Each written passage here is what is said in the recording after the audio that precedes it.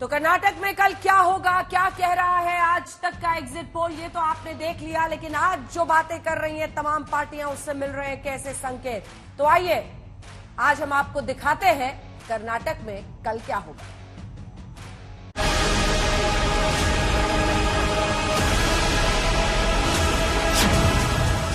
नतीजों से पहले दावों का show. If anything happens, we'll see. Be plan also. Karnataka में किसका चलेगा जोर?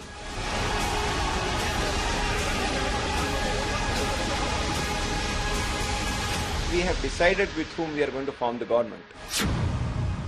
खींचतान और दाव पेच हर ओर।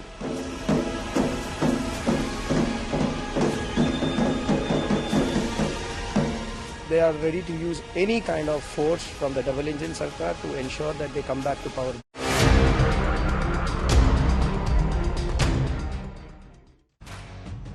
तो कर्नाटक में कल क्या होगा, कुछ घंटों का इंतजार और इस सवाल का जवाब भी मिल जाएगा। कल कर्नाटक में वोटों की गिनती होगी। कांग्रेस और बीजेपी दोनों ही जीत का दावा कर रही हैं, लेकिन नतीजों से पहले मतदान के बाद इंडिया टुडे और एक्सिस माई इंडिया के एग्जिट पोल के मुताबिक कांग्रेस को बहुमत का अनुमान है। आप मेरे एक तरफ देख रहे हैं कि एग्जिट पोल में बीजेपी को 62 से 80 सीटों का अनुमान है हमारे एग्जिट पोल के मुताबिक। वहीं कांग्रेस को 122 से 140 यानी स्पष्ट बहुमत, 113 का जादुई आंकड़ा है जिसके बाद कोई भी पार्टी सरकार बना सकती है। आप मेरी दूसरी ओर देख रहे हैं कि एग्जिट पोल में क्या खास बात निकलकर सामने आई है। सबसे बड़ी बात यह कि 29 अप्रैल के बाद से, यानी जब पीएम मोदी ने प्रचार शुरू किया, तो बीजेपी के वोटर बढ़े हैं। दूसरी बात यह कि कांग्रेस को पुरुषों के मुकाबले महिलाओं का समर्थन ज्यादा मिला है, जो आमतौर पर हम अन्य राज्यों में बीजेपी की तरफ जाते हुए देखते हैं। हम आज उन तमाम दावों पर हल्ला बोल करेंगे जो नतीजों से पहले अलग अलग पार्टियां कर रही हैं। लेकिन पहले ये रिपोर्ट।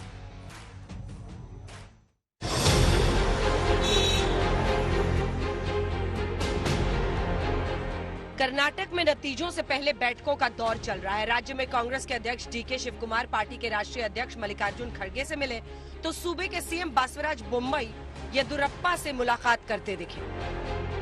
दोनों पार्टियां अपनी अपनी रणनीति तैयार कर रही हैं। दोनों पार्टियों को अपनी अपनी जीत का भरोसा है। Even I say that there is no chance for hanging assembly. We will win with comfortable majority, and I am very much confident. All surveys are coming in differently, but my sample size is too high. In that, we will have a comfortable majority. दोनों पार्टियों के अपने अपने दावे हैं, लेकिन ये देखना जरूरी है कि अनुमान क्या है। इंडिया टुडे एक्सिस माई इंडिया के एग्जिट पोल के मुताबिक बीजेपी को 62 से 80 सीटों पर जीत का अनुमान है। वहीं कांग्रेस को 122 से 140 सीटों पर जीत का अनुमान। जेडीएस को 20 से 25 सीटें मिल सकती हैं।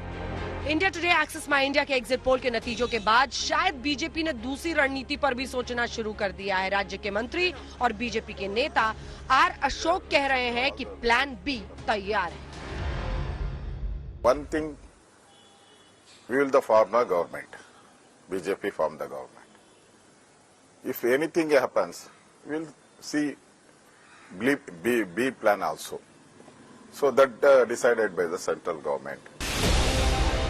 अब सवाल यह है कि बीजेपी का प्लान बी है क्या? ये सवाल कांग्रेस और जेडीएस से पूछिए तो जवाब मिलेगा बीजेपी का एक ही प्लान होता है, ऑपरेशन लोटस।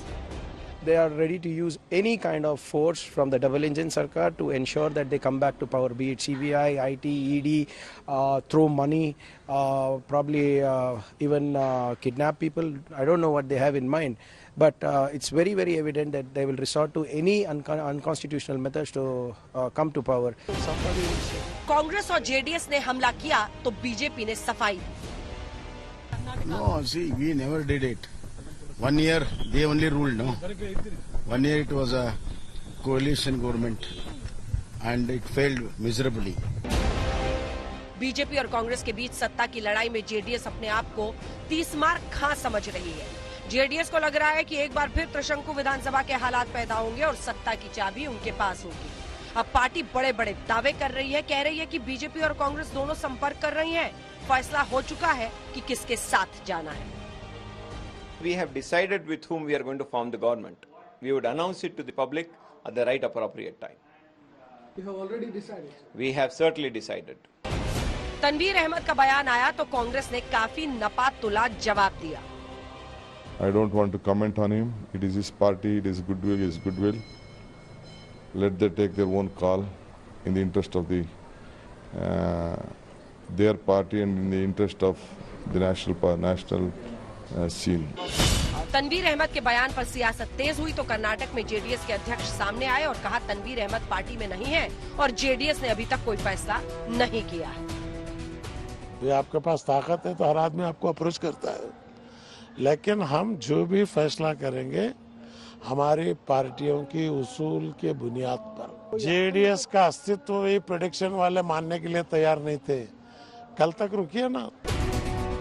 कुछ घंटों में ये साफ हो जाएगा कि जनता ने किस पार्टी के लिए क्या तय किया है, लेकिन जैसे जैसे नतीजों का वक्त नजदीक आ रहा है, कर्नाटक की सियासत लगातार धारदार हो रही है। आज तक ब्यूरो।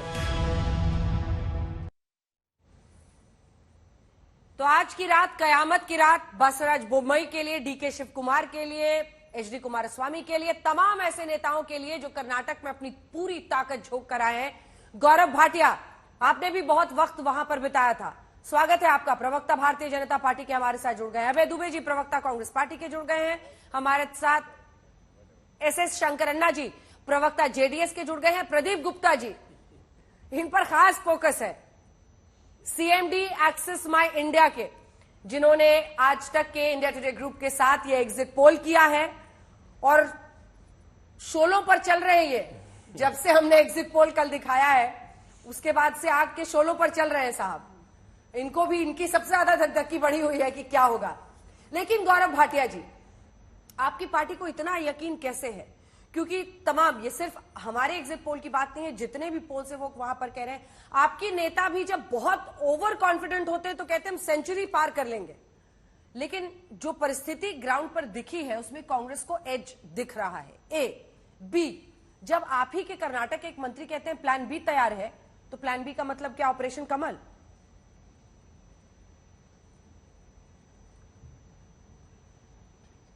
अंजना जी, पहले तो मैं जो भी कहूंगा, प्रदीप जी के कार्य का मैं बड़ा सम्मान करता हूं और बहुत बार उन्होंने एग्जिट पोल को एग्जैक्ट पोल भी बनाया है, लेकिन क्योंकि वहां पे कन्नडिगा भाई बहनों से हम लोगों ने भी बातचीत करी, एक बड़ा ही प्रभावी कैंपेन श्री नरेंद्र मोदी जी के नेतृत्व में कर्नाटका में हमने देखा। और अंजना जी, मुझे कोई ये कहते गुरेज नहीं है कि कल जब देखेंगे आपकी कमल फिर से खिला है, इतिहास जो है लिखा गया है, डबल इंजन की सरकार आई है और एक विजन की जीत हुई है, तो आप भी मुझे बधाई देंगी। इसी उम्मीद से मैं आपके कार्यक्रम में आज बैठा हूं।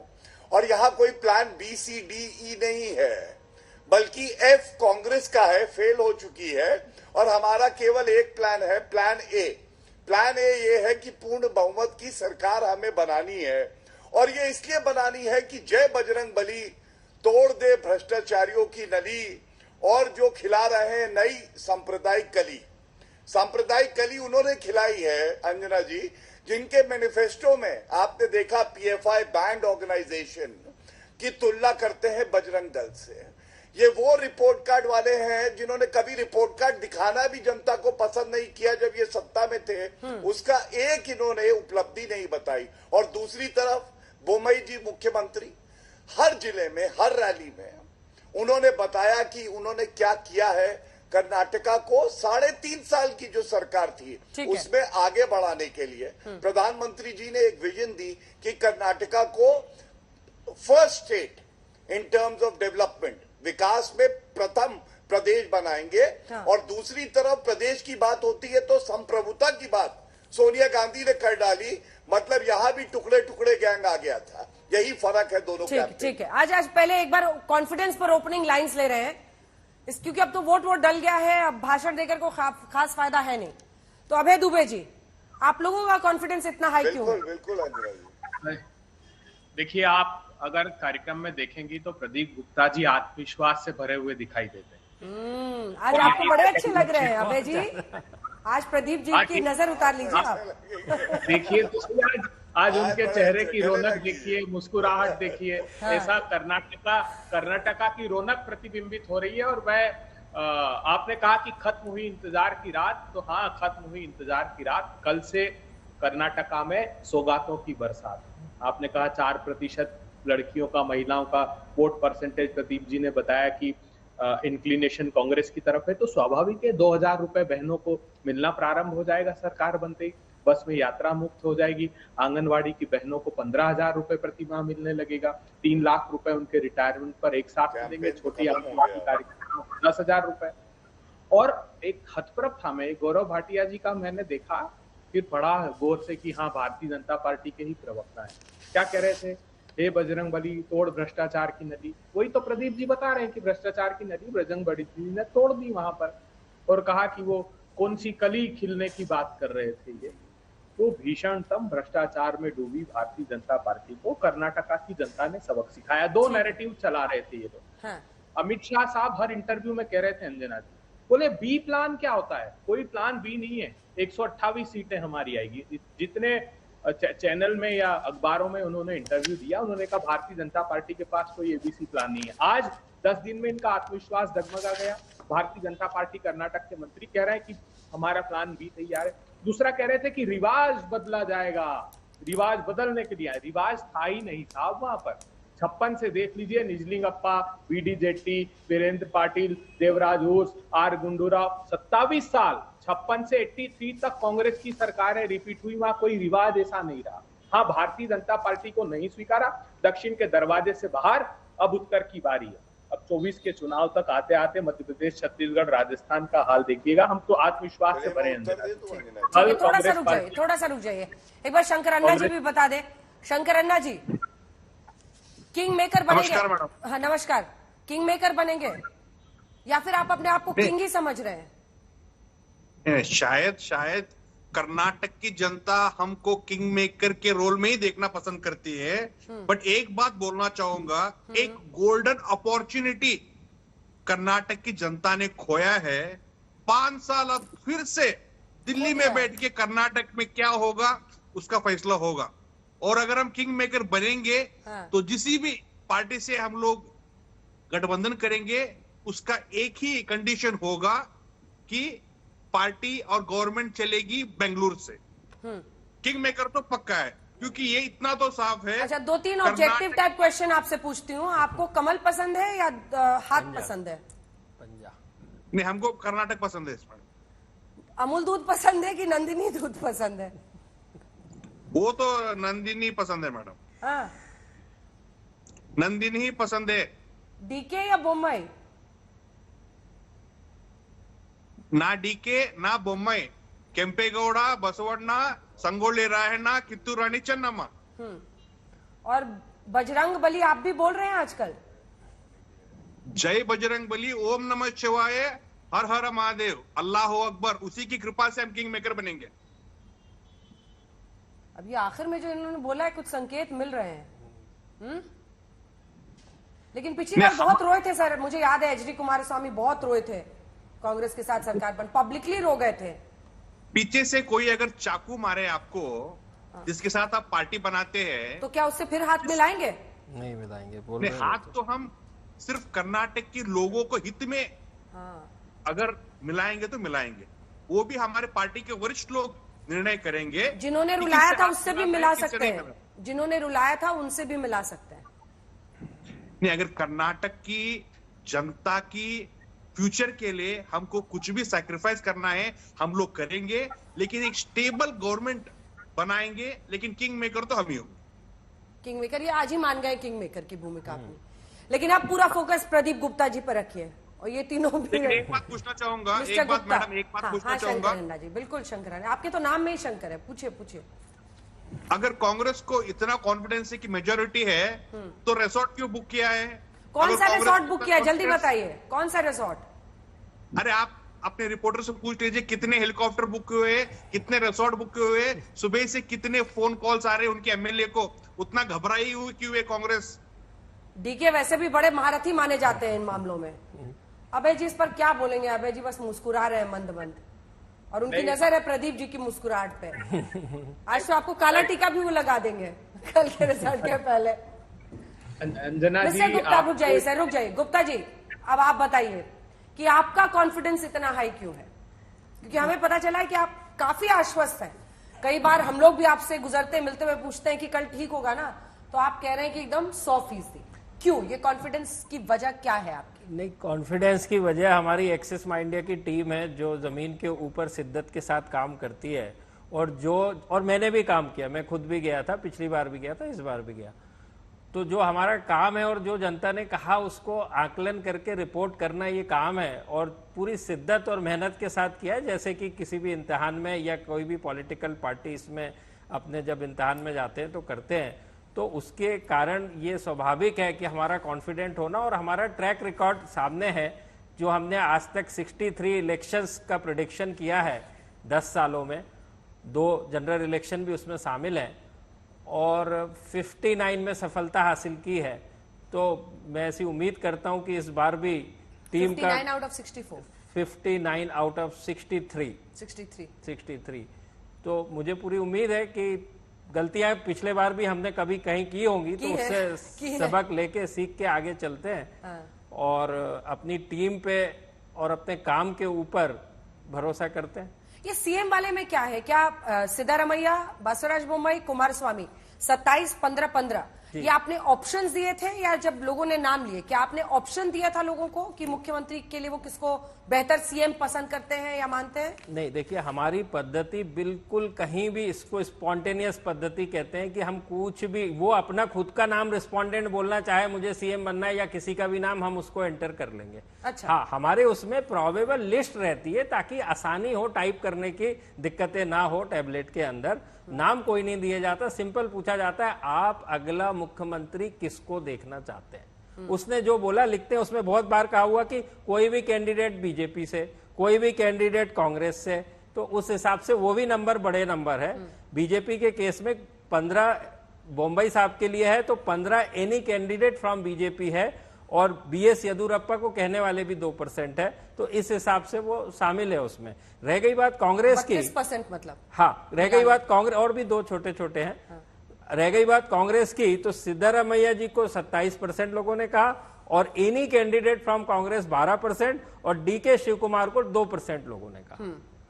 तो हम कभी भी ऑप्शन नहीं देते, जो उनको बताना है, जो कहना है वो कहते हैं, और उसके हिसाब से काम करते हैं। और तो और हमारे टैबलेट में पार्टी का चिन्ह होता है, हम बोलते हैं भाई इसमें बटन दबा दो, आपने किसकी बटन दबाई? अच्छा, हम नहीं देख रहे, आप हाँ, मतलब आप बटन, आप अपना टैब लो अपने हाथ में, बिल्कुल, और आप अपना वोटिंग की तरह बोलने और करने में कभी कभी बहुत फर्क होता है। कई बार आदमी बोलता है, देखिए आप पूछेंगे यहाँ का रास्ता कहाँ से जाना है, तो कहेगा ऐसे लेफ्ट चले जाइए, हाथ दिखाता राइट है लेकिन कहता वो लेफ्ट है। तो उस एरर को एलिमिनेट करने के लिए हम बोलते हैं भाई ये चिन्ह कोई बटन दबा दो, आप सीधा बटन दबाओ, काम ही खत्म। काम ही खत्म। यहाँ पर भी वैसे पकड़ा आपके लोगों को? नहीं, वो तो हर जगह पकड़ते हैं, जेल में भी भेजते हैं, मार कुटाई भी करते हैं। बंगाल में तो 10 दिन के लिए जेल में चले गए थे हमारे लोग, पूरे 10 दिन तक छोड़ा नहीं उनको, कहा गया कि आपके लोग बीजेपी के लोग हैं, इसके लिए आपको जेल में डाल दिया गया।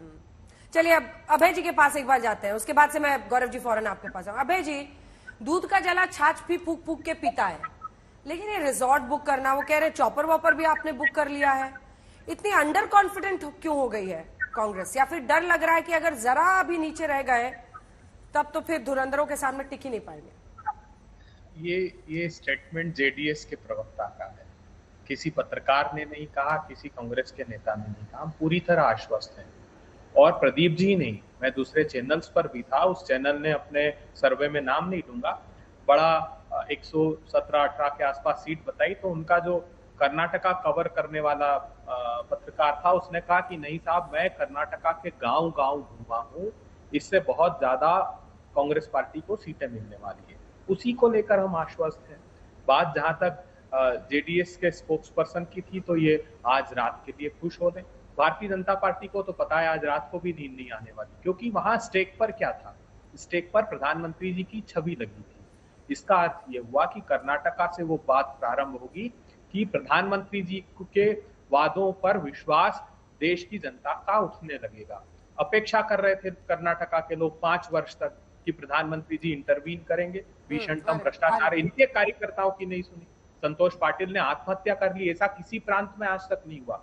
प्रधानमंत्री जी ने सांत्वना तक नहीं दी उसके परिवार की, मगर चुनाव जीतने के लिए ईश्वरप्पा के परिवार को फोन किया, ये कर्नाटक ने देखा।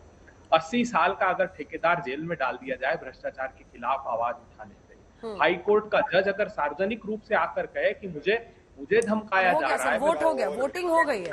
अब थोड़ा रिजल्ट्स के एनालिसिस पर फोकस रखते हैं आज, नहीं तो वही रटी रटाई बातें जो हम लोग पहले भी करते आए हैं आपने जो वही रिपीट 6 करेंगे। रीजन हाँ। का प्रदीप जी ने बताया है, हाँ। उसमें मैं नहीं देखता सिर्फ आप कह रहे हैं कि 150 सीटें आएंगी। क्या है राहुल गांधी? अभय जी आप कह रहे हैं 150 सीटें आएंगी। हम तो पहले दिन से कह रहे हैं, ठीक है। राहुल जी ने साफ कहा है कि वैसे 40 डीके सीट शिव कुमार ने पर- मुझे इंटरव्यू में 141 कहा था, पर हाँ, अच्छा है नहीं। कि आपको उनसे भी ज्यादा भरोसा है। लेकिन शंकर अन्ना जी आप क्या रिप्लाई कर रहे थे? वो कह रहे हैं कि आप झूठ बोल रहे हैं, आज बस खुश हो लीजिए, कोई रिसोर्ट बुक नहीं किया है। मैं भी अंजना जी इसके बाद आइए, गौरव जी तुरंत आइए, गौरव जी तुरंत अच्छा लगेगा। हाँ जी, ठीक है। मिस्टर शंकर अन्ना। एक बार सोशल मीडिया खोल के देख लीजिए मैडम। हाँ। डीके शिव कुमार के फॉलोअर्स बोल रहे हैं कि अगर सीएम डीके शिव कुमार को नहीं बनाया तो वो रोड पे उतरेंगे। सिद्धरामैया जी के फॉलोअर्स बोल रहे हैं कि अगर सिद्धरामैया जी को सीएम ने बनाया तो रोड पे उतरेंगे। अकेले कुमार स्वामी जी है जो कॉन्फिडेंटली सिंगापुर जाके मीटिंग कर रहे हैं उनके पार्टी के लोगों से। तो आप बताइए आप किसको कॉन्फिडेंस है कि किंग मेकर या किंग बनेंगे? सिंगापुर में क्यों कर रहे हैं? कुमार स्वामी जी सिंगापुर में क्या कर रहे हैं आपके नेता? अरे पार्टी का जो स्ट्रेटेजी होता है 103 दिन कर्नाटक बड़ा एक आदमी कर्नाटक कम पड़ रहा था उसके लिए कि सिंगापुर में स्ट्रेटेजी बनानी पड़ रही है। अब आप खुद अनोखी सिंगापुर पार्टी में आपकी। नंबर आरोप लगा रहे हैं रिसोर्ट का। अरे अभय जी आप इतना मत खुश होइए, एक राजस्थान में 2 फाड़ वैसे ही खुला पड़ा है आपका, और यहाँ भी खुल गया तो बहुत मुश्किल होगी। लेकिन गौरव भाटिया जी, मैं लौट रही हूँ इस टॉपिक पे। गौरव भाटिया जी, जो ग्राउंड पर सर्वे है, लिंगायत वोट जैसा कि आपने बताया, एक बार वो भी हम दिखा देते हैं आपको। लिंगायत वोट आपके साथ इंटैक्ट रह रहा है, लेकिन जो सबसे ज्यादा डेंट आपको हो रहा है वो SC ST, अगर मैं सही हूं तो। बिल्कुल SC ST में जो है सबसे बड़ा जो ST SC की बड़ी संख्या जो पिछले बार बीजेपी को वोट किया था वो सर्वे के अंदर वापस इधर आती दिख रही है। और उसकी खास वजह यह भी है, जेडीएस को, खासकर जेडीएस का बीएसपी के साथ अलायंस था तो अच्छी संख्या में लोगों ने जेडीएस में दलितों ने वोट किया था, जो कि साफ साफ नजर आ रहा है कि बड़ी संख्या उसकी कांग्रेस की तरफ गई है और छोटी संख्या उसकी बीजेपी की तरफ गई है। ठीक है, इसके दो पहलू हो सकते हैं गौरव जी, मैं इस बात को स्वीकारती हूं कि क्या हम भी बहुत हेविली डिपेंड कर रहे हैं SC ST वोट ट्रांसफर पर, लेकिन अगर SC ST का वोट ट्रांसफर हुआ है तो फिर ये आपके लिए चिंता की बात होनी चाहिए, क्योंकि अब जिस स्टेट में जनता आपको हराना चाहती है वो ऐसी पार्टी को एकमुश्त वोट देती है जो आपको हरा सकती है।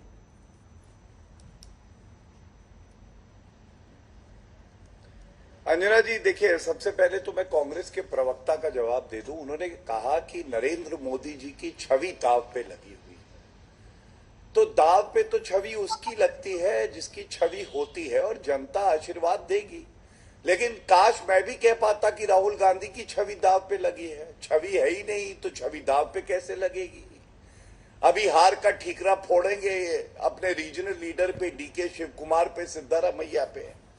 और अंजना जी, मुझे कोई हक नहीं है कि 16 घंटे की खुशी मैं अभय दुबे की या प्रदीप जी की ना देख पाऊं। कल जब नतीजा आएगा तो मैं आपके चैनल पे उम्मीद करता हूं कि रहूंगा पार्टी की तरफ से, और तब इस पे बात हो जाएगी। लेकिन आज ये बात जरूर कहना चाहूंगा, हम वो दरिया है जिसे अपना हुनर मालूम है। हम जिस तरफ चल देंगे रास्ते बन जाएंगे। और कांग्रेस पार्टी का क्या है, बेचारे इतने प्यासे हैं। आप देखिए ना, उत्तर प्रदेश में 2 सीटें, पश्चिम बंगाल में 0, 2014 हारे, 2019 हारे, दिल्ली में 7 सीटों में 0-0 2 बार, असेंबली में 2 बार 0 अंडा। तो अगर प्यासा बादल देख के खुश हो जाए, चाहे बादल उस पर बरसे या ना बरसे, इसमें हमें तकलीफ नहीं होनी चाहिए। हम तो चाहेंगे अभय जी कार्यक्रम में आते रहे। इतनी निराशा और इतनी हताशा। हिमाचल वाले बादल तो अभी बरसे इन पे। हाँ, मैं अपनी बात पूरी कर लूं। हाँ, मैं बात पूरी कर लूं। हाँ, अच्छा, आपको हिमाचल की बूंदाबांदी दिखाई दे गई, लेकिन उससे पहले जो उत्तर प्रदेश में 2 सीटें आई, पश्चिम बंगाल में 0, 2014-19 में लीडर ऑफ ऑपोजिशन का इनको पद नहीं मिला, वो नहीं दिखाई दिया। ये सोचने का नजरिया है। मैं आपकी सोच की सम्मान करता हूं अंजना जी। मैं एक बात जरूर कहना चाहूंगा, प्रधानमंत्री जी को जहरीला सांप बुलाया था ना, देश की जनता भी जवाब देगी और कर्नाटका भाई बहन भी जवाब देंगे। और सोनिया गांधी ने जो देश को बांटने का प्रयास किया ना, संप्रभुता कर्नाटका की, ये बात बोली उन्होंने, और ट्वीट कब हटा? जब पोलिंग हो चुकी थी। ये दिखाता है कितना विष, कितना जहर और कितनी कटुता कांग्रेस पार्टी के अंदर भरी हुई है कि चुनाव जीतने के लिए अंजना जी ये कुछ भी कर सकते हैं। वो ट्वीट पोलिंग के बाद कैसे हट गया? और आपके चैनल पे हम लोग बोलते रहे कि माफी मांगे और ट्वीट हटाए, नहीं हटाया, क्योंकि ये चाहते हैं कि देश को बांटे। ये टुकड़े टुकड़े गैंग के असली जननी है। लेकिन उसपे तो जो कांग्रेस पार्टी का कहना है कि चूंकि ये मामला अब चला गया है, कंप्लेंट इलेक्शन कमीशन को हुआ है, इसलिए वो वेट कर रहे हैं, उसको वो हटा नहीं सकते हैं। जो ट्वीट है डिलीट हो गया, ट्वीट अब जाके किया होगा, अब जाके किया होगा। कल मुझे जो वो डिलीट हो गया। अच्छा। जो मेरी जानकारी है, अच्छा, जो मेरी जानकारी है वो डिलीट हो गया पोलिंग के बाद। और अंजना जी एक बात और कह दूं, एक सवाल कांग्रेस के प्रवक्ता से पूछिएगा, ईवीएम ठीक है या ईवीएम खराब है? और प्रदीप जी पे आज बड़ा प्यार आ रहा है, मीडिया अब गोदी नहीं रही है और लोकतंत्र भी अब जिंदा हो गया है, क्योंकि एग्जिट पोल ने कांग्रेस की जीत दिखा दी। वाह वाह रे कांग्रेस, वाह। बताइए मिस्टर दुबे, ईवीएम ठीक है या ईवीएम से शिकायत अभी भी है? तुम अपना कद कितना बढ़ाओगे, राहुल गांधी आसमां है, उसे छू ना पाओगे। कंट्राडिक्शन देखो, अंतर मन का डर देखो इनके।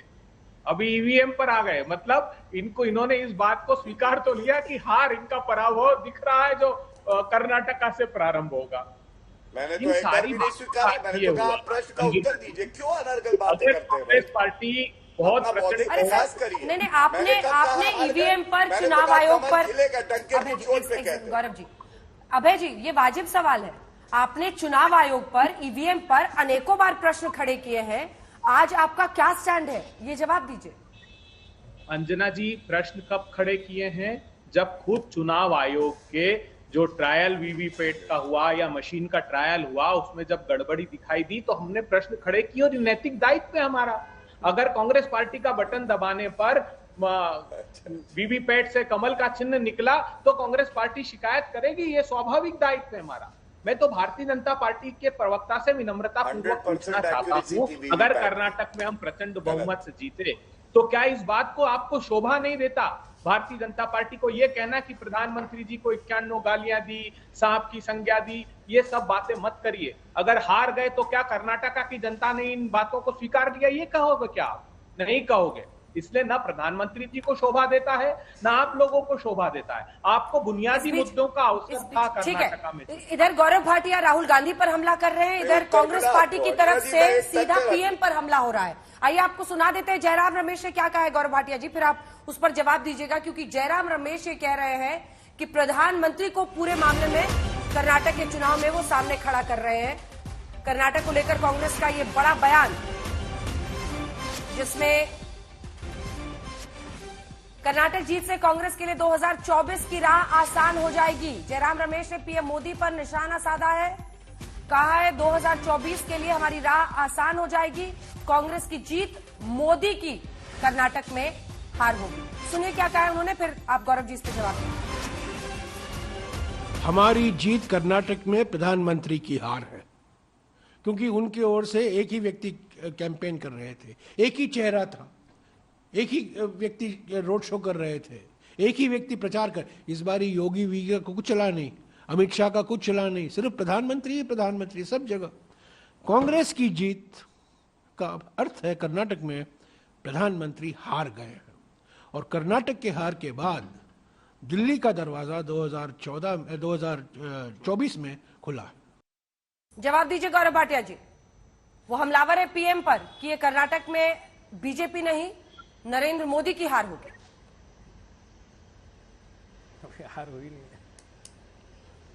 देखिए, एक कहावत है अंग्रेजी में, हिंदी में बोल देता हूं, जब तक चूजे जो है वो अंडे से बाहर ना आ जाएं तो गिरना नहीं चाहिए। ये जयराम रमेश जी को समझ में नहीं आ रहा अंजना जी। मैं तो डंके की चोट पे यहाँ कहता हूँ, इन्होंने प्रधानमंत्री जी की बात करी ना, 350 से 400 सीटें आएंगी 2024 में, और कांग्रेस पार्टी अगर डबल डिजिट की पार्टी बनी रही, ये बहुत बड़ी बात है, हो सकता है सिंगल डिजिट की पार्टी बन जाए। मैं एक बात कहूंगा, अगर यही पैमाना है कर्नाटका चुनाव की बात कर रहे हैं, जहां हमारी सरकार फिर से बनेगी। राहुल गांधी तो 50 में से 40 चुनाव हरवा चुके हैं, तो सबका ठीकरा उन्हीं के सर पे फोड़ देना चाहिए। जब एक दो चुनाव जीत जाते, जैसे बूंदाबांदी हिमाचल में हुई, तो उसका सारा श्रेय वो सेहरा पहना देते हैं राहुल बाबा को, और जहां हारते हैं वहां ठीकरा फोड़ देते हैं अपने रीजनल लीडर पे। वरना मुझे बताइए, उत्तर प्रदेश में इंचार्ज कौन थी जनरल सेक्रेटरी? प्रियंका वाड्रा गांधी। 399 सीटें अंजना जी लड़ी कांग्रेस, और 387 में जमानत जब्त हो गई। ये कीर्तिमान है, इससे बड़ा कीर्तिमान जमानत जब्त का आज तक नहीं बना है, और 2 सीटें जीती। तो जयराम रमेश को बताना चाहिए कि प्रियंका वाड्रा को पार्टी से हटाया क्या? उनको बोला कि उनके नेतृत्व में कमी है, गांधी परिवार से ना हो पाएगा, ये बोला? नहीं बोला। लेकिन नरेंद्र मोदी जी को कोसना, गाली देना, क्योंकि नरेंद्र मोदी जी वो जनता के लिए ढाल है कि कोई विपत्ति नहीं आने देंगे, और सशक्तिकरण की राजनीति कर रहे हैं। और यही अखरता है इन सारे भ्रष्टाचारियों को, चाहे कांग्रेस हो, चाहे वो और जो विपक्षी दल है विभिन्न प्रदेशों में उनको। ठीक है अभय जी, ये एक हिस्सा तो आपको जो मीठा लग रहा है वो गप-गप कर रहे हैं आप। इसी सर्वे का एक हिस्सा है ना जो कहता है कि 19% लोगों ने मोदी फैक्टर की वजह से बीजेपी को चुना है। पार्टी लॉयल्टी नंबर 2 पर है। और इसी के साथ साथ आप ये भी देखिए कि मोदी के प्रचार के बाद आप कह रहे हैं मिस्टर गुप्ता कि बीजेपी की तरफ रुझान बढ़ा। ये 3 हिस्से बताते हुए अभय जी से अगला सवाल। नहीं, मैं बस थोड़ा बता दूं कि हम पहले तो सवाल करते हैं आपने किसको वोट दिया, उसने जिसको भी बताया, और दूसरा पूछते हैं कोई खास वजह रही जो इसको वोट दिया, क्यों वोट दे रहे हैं, कोई खास वजह होगी। तो पहले एक के बाद एक मैं बता दूं, बीजेपी का जो मतदाता था उसने, जो 100 मतदाता बीजेपी के थे, 41% लोगों ने कहा विकास के लिए। वहीं ये विकास का आंकड़ा कांग्रेस के मतदाता ने 34% कहा। 34% लोगों ने कहा। दूसरा नंबर इसका सेकंड बेस जो बीजेपी के मतदाता का पीएम मोदी की वजह से 19% पीएम मोदी की वजह से। और जो ओवरऑल में आ रहा है, ओवरऑल बात करें कोई भी पार्टी का मतदाता, तो 7%। ये बहुत बड़ा सिग्निफिकेंट नंबर है, ये आज तक कहीं कहीं पर आया नहीं है इतना बड़ा।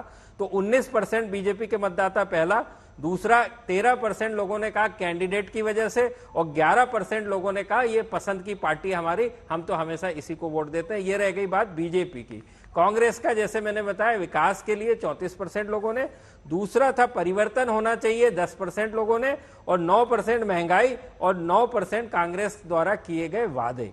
और जेडीएस के संबंध में लोगों ने 32% ने कहा विकास के लिए, 12% ने कहा सीएम उम्मीदवार के लिए, और 18% लोगों ने कहा एमएलए उम्मीदवार के लिए। ये लेखा जोखा है। फिर ऐसे में प्रधानमंत्री नरेंद्र मोदी के सिर पर क्या सब कुछ डालना जानबूझ के सियासी? लोगों ने कहा। प्रदीप जी एक सवाल है, अंजना जी एक सवाल है मेरा, पूछ लीजिए। कितने लोगों ने कहा गांधी परिवार की वजह से वोट दे रहे हैं कांग्रेस पार्टी? 1% से कम, आधा % से भी कम वो रिपोर्ट नहीं किया जा सकता। वो कह रहे हैं, बता रहे हैं 1% से कम लोगों ने कहा गांधी परिवार की वजह से हम वोट दे रहे हैं कांग्रेस पार्टी को। 1% हमारे ऑप्शन में आंकड़ा ज्यादा है। हमारे ऑप्शन में राहुल गांधी जी भी एक सवाल मैंने ऑप्शन के तौर पे थे कि कई लोग कहते हैं कि हाँ जी हमने राहुल गांधी जी की वजह से किया, तो उसका आंकड़ा 0.5% से कम था। सवाल नहीं थे, वो पहेली बूझो। अब आप वो पहेली थे, कोई बूझ नहीं पाया। जी ने बात कही उसको। जब राहुल गांधी के लिए पूछा गया तो 0.5% के करीब लोग, और गांधी परिवार में 1% से कम लोग। अब ये सीधा वहां पर पहुंचना सियासी हमला। प्रधानमंत्री नरेंद्र मोदी, अमित शाह ने 40 रैलियां वहां पर की हैं रोड शोज को मिलाकर। एक दिन तो मैं ही गई थी जिस दिन उन्होंने 6 रोड शोज किए थे। योगी आदित्यनाथ ने भी लगभग इतने ही आंकड़े किए हैं। तो ये लैक ऑफ इंफॉर्मेशन है क्या, किस तरह का बयान दिया गया है मिस्टर दुबे? अंजना जी, हेमंत बिस्वा शर्मा भी रहे वहां टिके हुए। एक साल से प्रधानमंत्री जी प्रचार कर रहे हैं कर्नाटका में।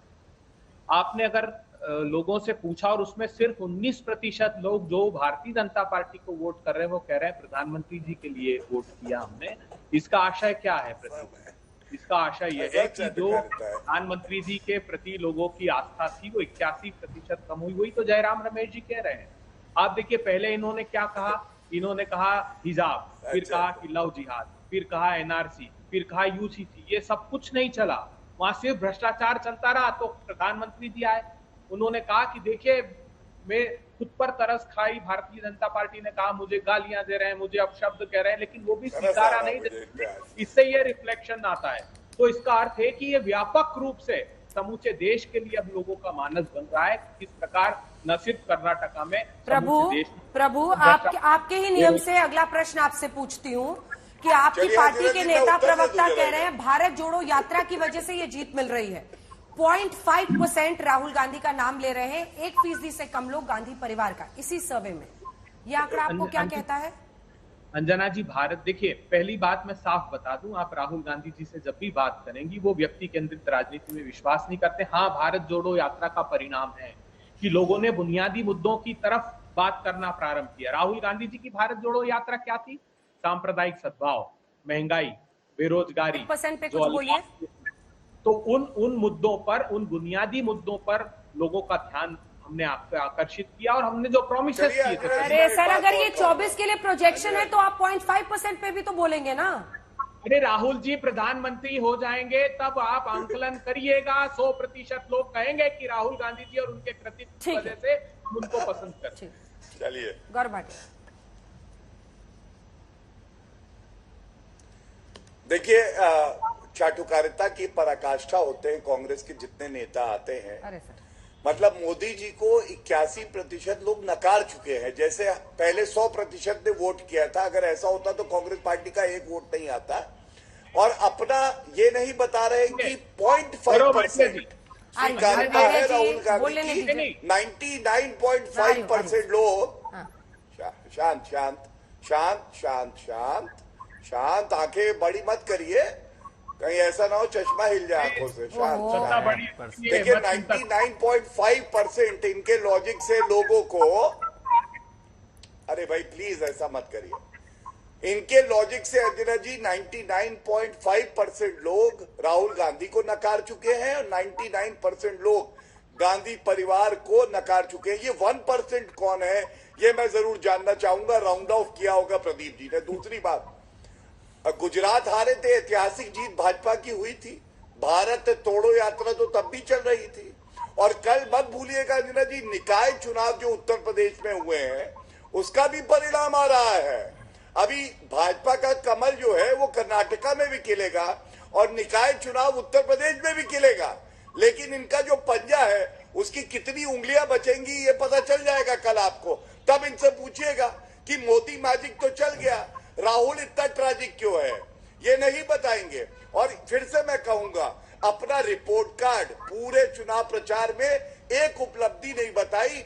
जब से आजाद हुआ है भारत, कर्नाटका जब से बना, सबसे ज्यादा समय इनकी सरकार रही, तब ये हाल है कि एक उपलब्धि नहीं बता पाए। और प्रदीप जी से पूछ लीजिएगा अगर मैं गलत हूं, किसी कांग्रेस लीडर ने अपनी एक उपलब्धि नहीं बताई, केवल नकारात्मक कैंपेन किया।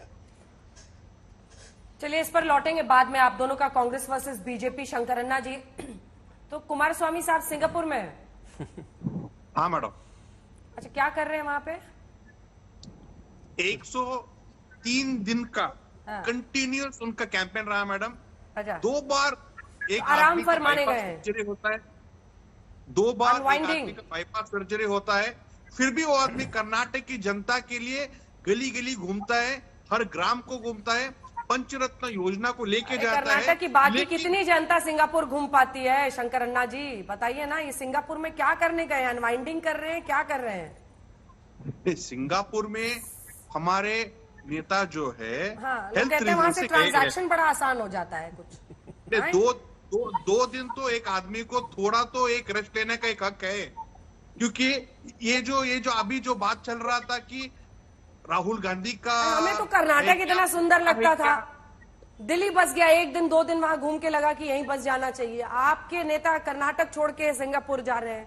कर्नाटक छोड़ के नहीं गए मैडम, कर्नाटक छोड़ के नहीं गए। इधर कार्यकर्ताओं लोगों का प्रेशर इतना है कि थोड़ा स्ट्रेटेजी आराम से आदमी बैठ के सोच सके कर्नाटक के फ्यूचर के लिए किसके साथ जाना अच्छा रहेगा बोल के। क्योंकि एक बात तो बहुत क्लियर है, किंग मेकर तो हम ही हैं। कुमार स्वामी बाबू, सोचने के लिए सिंगापुर जाना पड़ता है, कमाल है सर।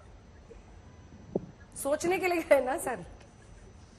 अरे मैडम, हमारे राहुल गांधी जी तो वेकेशन के लिए यूरोप जाते हैं, यूएस जाते हैं। मोदी जी तो देश विदेश घूमते रहते हैं। हमारे नेता 2 दिन चले गए, आप इतना बेजार कर रहे हैं। सही बात। चलिए, मैंने तो बस ये बातचीत आपसे इसलिए की शंकर रैना जी की सब लोग रिलैक्स मूड में अब जाएं। अभय जी तो आज अलग मूड में हैं, अब सब लोग अनवाइंड हो जाए, मुस्कुरा दे। कयामत की रात बीतने वाली है। कल सुबह 6 बजे से लगातार सबसे तेज नतीजे आप आज तक पर देखेंगे, जब कर्नाटक चुनाव और उत्तर प्रदेश के निकाय चुनाव के नतीजे हम एक साथ आपको धारदार तरीके से तेज अंदाज में दिखाएंगे। आप सभी का बहुत धन्यवाद। उम्मीदें सबके पास है, लेकिन जनता ने फैसला ले लिया है। कल बस हमें और आपको पता चलेगा। देखते रहिए।